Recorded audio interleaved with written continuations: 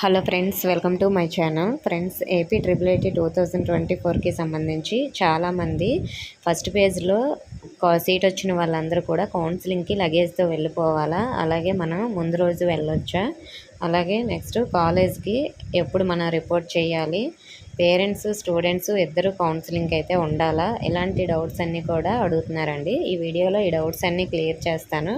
వీడియోని అయితే అక్కడ స్కిప్ చేయకుండా వినండి. ఫ్రెండ్స్, మనకి కౌన్సిలింగ్ డేట్స్ అనేవి ఆల్రెడీ వచ్చేసాయి కదా, అంటే లిస్ట్లో నేమ్ ఉన్న వాళ్ళకి అక్కడ ఏ క్యాంపస్కి సెలెక్ట్ అయ్యారు, అలాగే ఏ క్యాంపస్లో మీకు కౌన్సిలింగ్ జరుగుతుంది, నెక్స్ట్ ఏ డేట్లో మీరు రావాలి, ఏ టైంకి రావాలి, అన్నీ కూడా అక్కడ క్లియర్గా ఇచ్చారు. అలాగే మీకు మెయిల్కి కూడా మెసేజ్ అయితే వచ్చింది కదండి.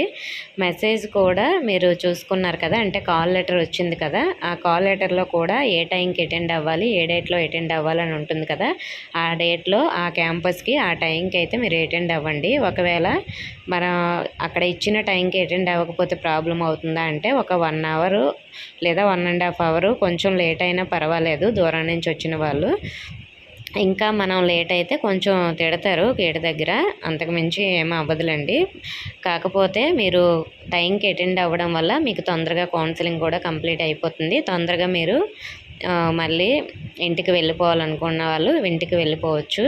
మరి మనకి మార్నింగ్ ఆ టైం కల్లా మనం వెళ్ళలేము, మాకు చాలా దూరము, ముందు రోజు అక్కడ నైట్కి వెళ్ళిపోవచ్చు అని చాలామందికి అయితే డౌట్ ఉంటుంది కదా.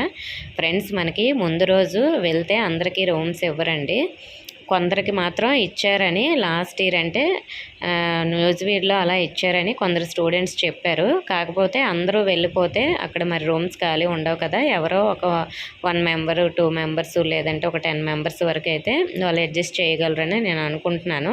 ఒకవేళ మీరు అలా వెళ్ళాలనుకుంటే ఒకసారి ట్రిపుల్ ఐటీకి కాల్ చేసి మాకు ఇలా ముందు రోజు రావడం అవుతుందండి, మాకు ఏమైనా రూమ్ ఇస్తారా లేదని కనుక్కొనే వెళ్ళండి.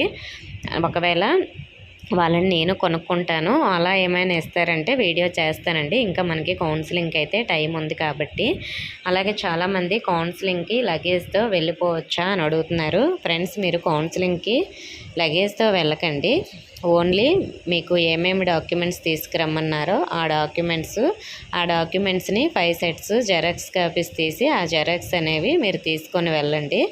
అలాగే మీరు అడ్మిషన్ ఫీజు కూడా పే చేయాలి కదా, సీట్ కన్ఫర్మ్ అయిపోతుంది కాబట్టి అడ్మిషన్ ఫీజు కూడా తీసుకొని అయితే వెళ్ళండి.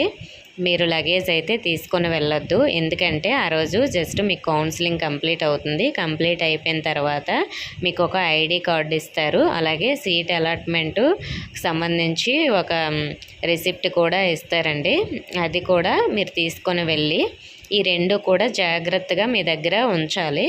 ఆ 2 జాగ్రత్తగా ఉంచిన తర్వాత మీరు క్లాసులకి అయితే ఎప్పుడు అటెండ్ అవ్వాలనేది వాళ్ళు మీకు మెసేజ్ అయితే పంపిస్తారండి.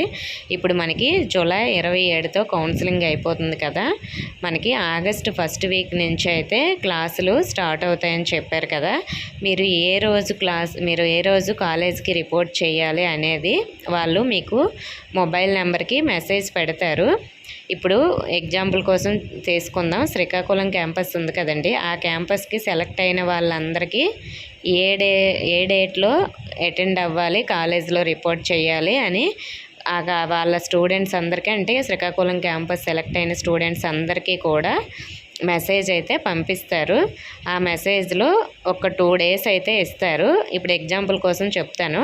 ఇప్పుడు ఒకవేళ కొంతమంది శ్రీకాకుళం స్టూడెంట్స్కి సెలెక్ట్ అయ్యారు కదా, వాళ్ళకి ఎలా మెసేజ్ వస్తుందంటే, ఇప్పుడు శ్రీకాకుళం క్యాంపస్ నుంచి మెసేజ్ మనకి ఆగస్టు 1st వీక్లో క్లాసులు అన్నారు కాబట్టి ఆగస్టు 3rd కానీ 4th కానీ మీరు కాలేజీలో రిపోర్ట్ చేయాలని ఒక 2 డేస్ ఆప్షన్ ఇస్తారు. ఒకవేళ 3rd మీరు వెళ్ళకపోయినా 4th వెళ్ళొచ్చు అనే అర్థం, అలా ఇస్తారండి. అదే ఆర్కే వ్యాలీకి కూడా సేమ్ ఇలా ఒక 2 డేస్ ఇస్తారు.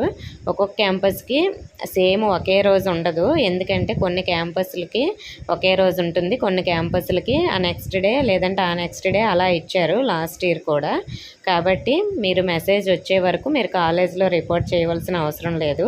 ఒకవేళ మీరు మొబైల్ నెంబర్ తప్పిచ్చాము, మాకు మెసేజ్ రాదు అనుకుంటే ఎవరో ఒకరు మెసేజ్ వచ్చిన వాళ్ళు నాకు చెప్తారు, నేను వీడియో చేస్తాను ఏ క్యాంపస్ వాళ్ళు ఎప్పుడు వెళ్ళాలని. అప్పుడు ఆ వీడియో చూసైనా సరే మీరు ఆ క్యాంపస్కి ఆ డేట్లో రిపోర్ట్ చేయొచ్చండి.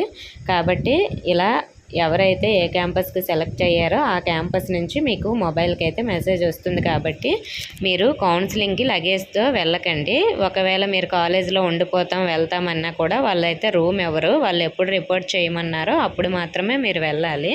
కాబట్టి అంతవరకు మీరు వెళ్ళకూడదు. నెక్స్ట్ పేరెంట్స్ స్టూడెంట్స్ ఇద్దరూ కూడా ఉండాలా కౌన్సిలింగ్కి అని చాలామంది అడుగుతున్నారు కదా ఫ్రెండ్స్. మనకి కౌన్సిలింగ్కి పేరెంట్స్ ఉండాలి, స్టూడెంట్స్ ఉండాలండి. ఎందుకంటే పేరెంట్స్ కూడా సైన్ అయితే అవసరం అవుతుంది సీట్ వచ్చిన తర్వాత. కాబట్టి పేరెంట్స్ని కూడా తీసుకొని వెళ్ళండి. మీ పేరెంట్స్ అందుబాటులో లేకపోతే మీ ఇంట్లో ఉన్న ఎవరినైనా సరే గార్డియన్గా తీసుకొని వెళ్ళొచ్చండి, చిన్నపిల్లల్ని కాకుండా పెద్దవాళ్ళని. సరే, ఇంకా మీకు ఏమైనా డౌట్స్ ఉంటే కామెంట్ చేయండి. ఇన్ఫర్మేషన్ నచ్చితే వీడియోని తప్పకుండా లైక్ చేసి మీ ఫ్రెండ్స్కి కూడా షేర్ చేయండి. మన ఛానల్ సబ్స్క్రైబ్ చేసుకోండి. Thank you for watching.